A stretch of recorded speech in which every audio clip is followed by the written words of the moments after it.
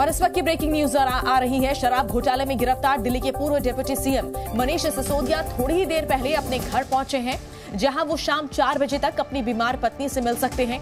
मुलाकात के दौरान वो पुलिस हिरासत में ही रहेंगे। राउज एवेन्यू कोर्ट ने उन्हें पुलिस हिरासत में सुबह 10 से शाम 4 बजे तक के लिए मिलने की इजाजत दी है।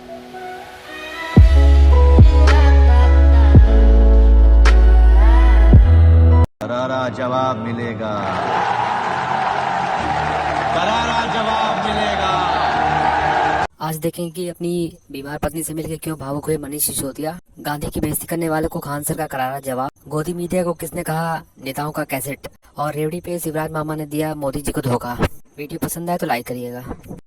इस गांधी को मारने के लिए ब्रिटेन का प्रधानमंत्री ये लिख सकता, ऑफिशियल लेटर है, और उसको आज की भारत की जनसंख्या गाली देती है कि गांधी ने किया क्या था। अरे तुम्हारी औकात अपने गांव के मुखिया से लड़ने की नहीं है और तुम उस गांधी को गाली देते हो जो गुलामी में रह के ब्रिटेन के प्रधानमंत्री से लड़ गया था।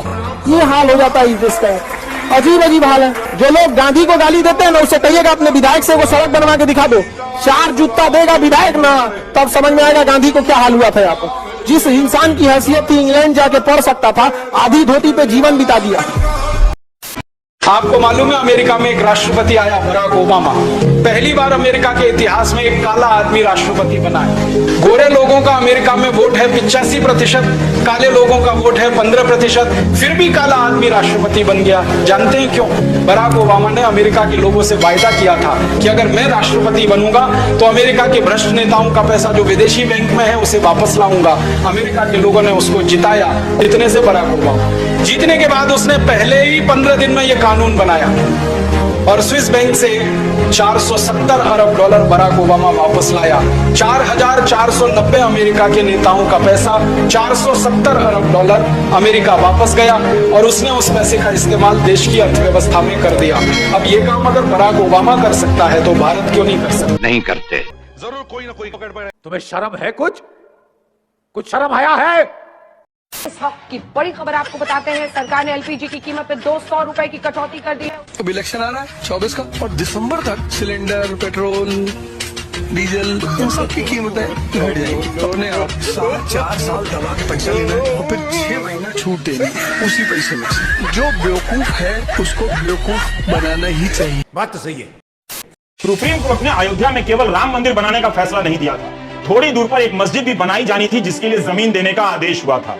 आज मंदिर के उद्घाटन के कार्यक्रमों का ऐलान हो रहा है। 24 की जनवरी में भारत भर में कार्यक्रम होने वाले हैं और क्या पता सिर्फ इसी एक मुद्दे पर चुनाव लड़ा जाएगा। लेकिन कोर्ट ने फैसला तो मस्जिद बनाने के लिए भी दिया।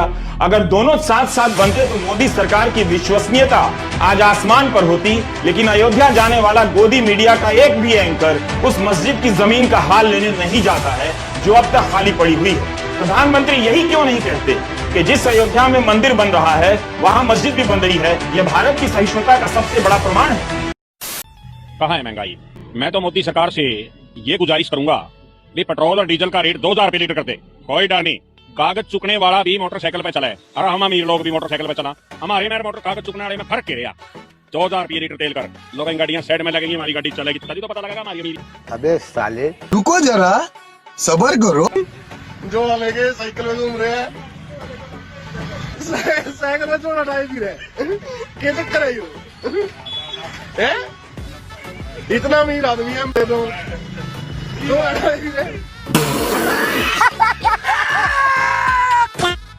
मैं लंबी गाड़ियों में नहीं घूम।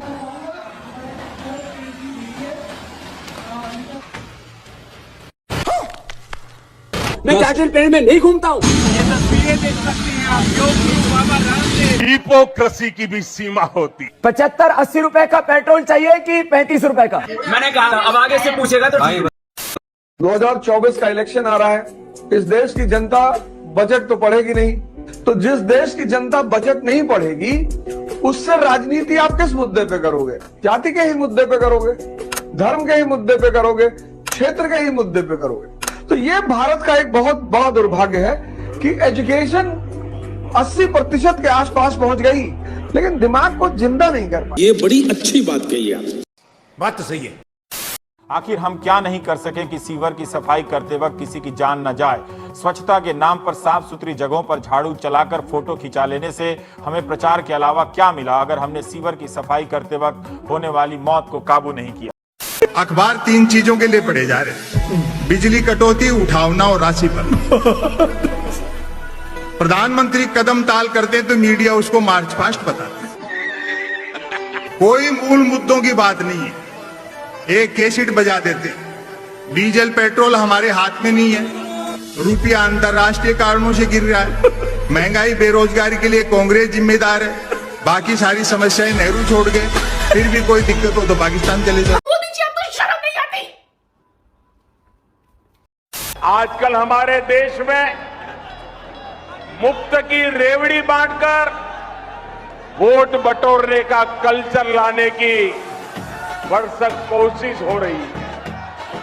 ये रेवड़ी कल्चर देश के विकास के लिए बहुत घातक है। आज अभी इसी क्षण सिंगल क्लिक से तुम्हारे खाते में मैं राखी के लिए 250 रुपया अभी डालने का काम कर रहा हूँ ताकि राखी ठीक से बन सके। क्या कर रहे हैं यार, तू मजाक है क्या? हिपोक्रेसी की भी सीमा होती है। चंद्रयान का जो सफल लैंडिंग चंद्रमा पे हुआ, इसके लिए नासा के सभी वैज्ञानिकों को हम बधाई देते हैं। जो चंद्रयान 3 की बात आप कर रहे हैं, इसके लिए हम उनको बधाई देते हैं। कल सकुशल वो धरती पर आने का जो टाइम है, आने के बाद उसका स्वागत पूरे देश को करना चाहिए। अच्छा, हम कामयाब हुए और सेफ लैंडिंग हुई, तो जो यात्री गए हमारे उनको सलाम करता हूँ। और हमारा देश एक कदम और साइंस में, स्पेस रिसर्च के अंदर आगे बढ़ा। मुझे भी ऐसा ही लग रहा था मैं रोऊं या हंसूं, लेकिन एक चीज याद रखना, अगली बार जब भी अपना वोट दो, किसी पढ़े लिखे इंसान को अपना वोट देना, ताकि ये सब कुछ दोबारा जीवन में ना झेलना पड़े। ठीक है, चलो ठीक है, नेक्स्ट टाइम ध्यान रखिएगा, ऐसे इंसान को चुने जो पढ़ा लिखा हो, ठीक है, जो समझ सके चीजों को। सिर्फ ऐसे इंसान को ना चुने जिनको सिर्फ बदलना आता हो, नाम चेंज करना आता हो, है ना। तो मेक योर डिसीजन प्रॉपरली, है ना। मुझे ये कहने में जरा सा भी संकोच नहीं है कि भारत का गरीब अब हीरा और सोना खाने लगा है। वो इसलिए क्योंकि हीरे पर है 1.5% जीएसटी, सोने पर है 3% जीएसटी और खाद्य सामग्री पे है 5% जीएसटी। वहीं बच्चों की किताब पर है 12% जीएसटी। और आप कहते हैं जीएसटी व्यवस्था अच्छी है, ये तो मात्र एक उदाहरण है, बाकी के उदाहरण कमेंट बॉक्स में दीजिए। मीडिया खराब है, हमारे यहाँ मीडिया है ही नहीं है बाबू। ये गलती है आपकी, गलतफहमी, आप नहीं समझ पाते हैं। हमरा से इसीलिए चिढ़ल रहता है, भारत में मीडिया नहीं है। देखिए एक बात समझिए, गांव का आदमी को देखिएगा ना, बड़े बुजुर्ग जो लोग होते हैं अपने साथ 1-2 आदमी को लेके चलते हैं। अरे हटो हटो हटो, उनको कुछ कहना होगा तो इशारा करेंगे, अरे क्या दिक्कत है आपको, उसके बदले वो बोलेगा। देखते हैं ये सब चीजों को, उसके बदले। तो भारत में ये रूल भी होता है कि मतलब अगर आप बड़े लेवल पे हैं तो बार बार अपना मुंह खोलिएगा ना तो खुद की वैल्यू गिरेगी। एक आदमी को किसी एक को रख लिया जाता है, वो आपके बदले में बोलते रहेगा, समझा कि नहीं। तो भारत में नेताओं को सबसे सुप्रीम समझा जाता है, तो नेताओं ने अपने लिए मीडिया को रखा। सच्चा पत्रकार बनना चाहते थे, नेताओं का दल्ला बन के रह गए।